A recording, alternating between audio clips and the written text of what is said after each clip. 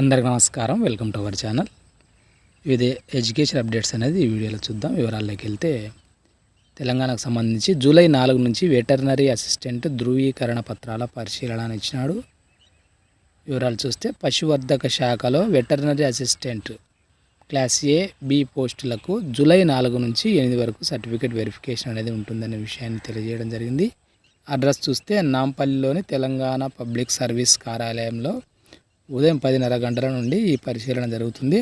అభ్యర్థులు జూలై 3 నుంచి ఆన్లైన్లో వెబ్ ఆప్షన్స్ నమోదు చేసుకోవాలనే విషయాన్ని ఇవ్వడం అనేది జరిగింది. అదేవిధంగా జూలై 31 వరకు ఇంటర్ ప్రవేశాల గడువు అన్నాడు. తెలంగాణకు సంబంధించి రాష్ట్రంలోని అన్ని రకాల కళాశాలల్లో ఇంటర్ ఫస్ట్ ఇయర్లో చేరేందుకు జూలై 31 వరకు టైం అనేది పొడిగించడం జరిగింది. కాబట్టి ఆ విషయాన్ని గమనించి ఇంకా ఎవరైనా అడ్మిషన్స్ కావాలంటే చేసుకునే ప్రయత్నం అనేది చేసుకోండి. అదేవిధంగా జూలై 18 నుంచి ఆగస్టు 5 వరకు డిఎస్సి పరీక్షలు ఇచ్చినాడు. సబ్జెక్టుల వారీగా తేదీల విడుదలను ఇచ్చినాడు. ఉపాధ్యాయ పోస్టుల భర్తీ కోసం డిఎస్సి ఆన్లైన్ పరీక్షలను జూలై 18 నుంచి ఆగస్టు 5 తేదీ వరకు నిర్వహించనున్నారు.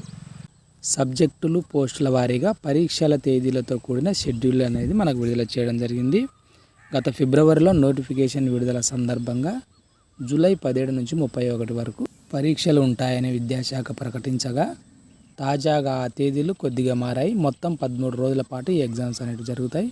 జూలై 21, 27, 28, 29, ఆగస్టు 3, 4 తేదీల్లో ఎటువంటి పరీక్షలు ఉండవు. జూలై 18న స్కూల్ అసిస్టెంట్ సాంఘిక శాస్త్రం, భౌతిక శాస్త్రం పీఈటీతో మొదలై ఆగస్టు 5న లాంగ్వేజ్ పండిట్తో హిందీ పరీక్షలు ముగుస్తాయి. ఆన్లైన్ పరీక్షలు కావడంతో రోజు ఉదయం మధ్యాహ్నం నిర్వహిస్తారు. ఏ రోజు ఏ జిల్లాల వారికి పరీక్ష అనే వివరాలు షెడ్యూల్లో రూపొందించారు.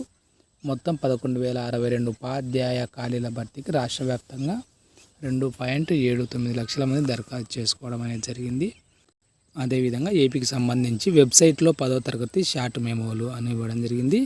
10వ తరగతి అడ్వాన్స్డ్ సప్లిమెంటరీ పరీక్షల షార్ట్ మెమోలను వెబ్సైట్లో అందుబాటులో ఉంచినట్టు ప్రభుత్వ పరీక్షల విభాగం సంచాలకులు తెలియజేస్తున్నారు. గతంలో ఇచ్చిన షార్ట్ మెమోల్లోని తప్పులను సరిచేసి వాటిని కూడా వెబ్సైట్లో అప్లోడ్ చేసినట్టు వెల్లడించడం జరిగింది. కొత్త షార్ట్ మెమోల్లో ఏమైనా తప్పులు ఉంటే సంబంధిత ఆధారాలతో జూలై 6 లోపు దరఖాస్తు చేసుకోవాల్సి ఉంటుంది అని ఇవ్వడం అనేది జరిగింది. కాబట్టి మీరు వెబ్సైట్ నుంచి డౌన్లోడ్ చేసుకోండి. ఏదైనా మిస్టేక్స్ ఉంటే మళ్ళీ జూలై 6 తేదీలోపు మీరు అప్లై చేసుకునే ప్రయత్నం అనేది చేయండి. అదేవిధంగా జూలై 1 నుంచి బీటెక్ కౌన్సిలింగ్ అని ఇచ్చినాడు. ఇంజనీరింగ్ కౌన్సిలింగ్ ప్రక్రియ జూలై 1 నుంచి ప్రారంభంగా ఉంది.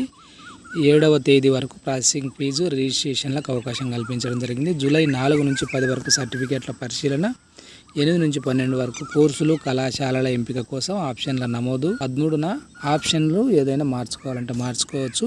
16న సీట్ అలాట్మెంట్ అనేది ఉంటుంది. ఏ కాలేజ్ వచ్చింది ఎక్కడ వచ్చింది అనేది ఆ రోజు తెలుస్తుంది. విద్యార్థులు 17 నుంచి 22 తేదీలోపు కాలేజీల్లో చేరాల్సి ఉంటుంది. ఫార్మసీ ప్రవేశాలకు ప్రత్యేకంగా ప్రకటన విడుదల అనేది చేస్తామనే విషయాన్ని ఇవ్వడం అనేది జరిగింది.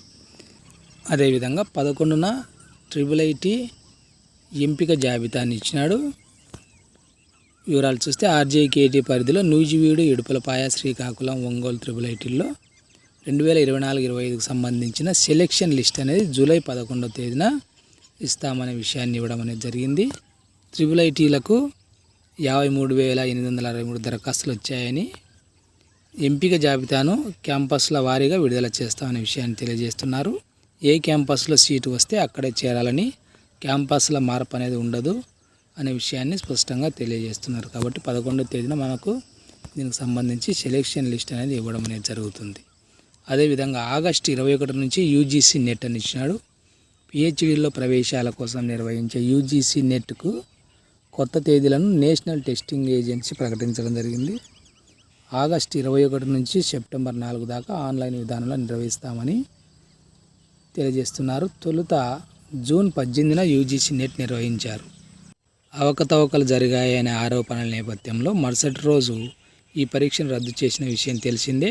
అలాగే వాయిదా పడ్డ సిఎస్ఐఆర్ యూజీసీ నెట్ను జూలై 25 నుంచి 27 వరకు నిర్వహించనున్నారు. వాయిదా పడ్డ నేషనల్ కామన్ ఎంట్రన్స్ టెస్ట్ NCETని జూలై 10న నిర్వహిస్తామనే విషయాన్ని వెల్లడించడం అనేది జరిగింది.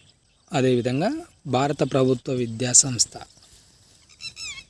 సిపిఎట్ విజయవాడలో 10వ తరగతి సప్లిమెంటరీలో ఉత్తీర్ణులైన విద్యార్థులకు 3 ఏళ్ల వ్యవధిలో diploma in plastics technology, diploma in plastics mould technology కోర్సుల్లో ప్రవేశానికి ప్రత్యేక అవకాశం కల్పిస్తున్నట్లు మనకు డైరెక్టర్ తెలియజేస్తున్నారు. కళాశాల ప్రాంగణంలోనే విద్యార్థులకు విడివిడిగా హాస్టల్ వసతి, అర్హులైన విద్యార్థులకు ఫీజు రియంబర్స్మెంట్ సదుపాయం ఉందని, ఆసక్తి గల విద్యార్థులు జూలై 7వ తేదీలోగా దరఖాస్తు చేసుకోవాలని తెలియజేస్తున్నారు. వివరాలకు మనకి ఇక్కడ నెంబర్ ఇచ్చినారు, కావాలంటే ఒకసారి మీరు ఫోన్ చేసి వివరాలు కనుక్కునే ప్రయత్నం అనేది చేయండి.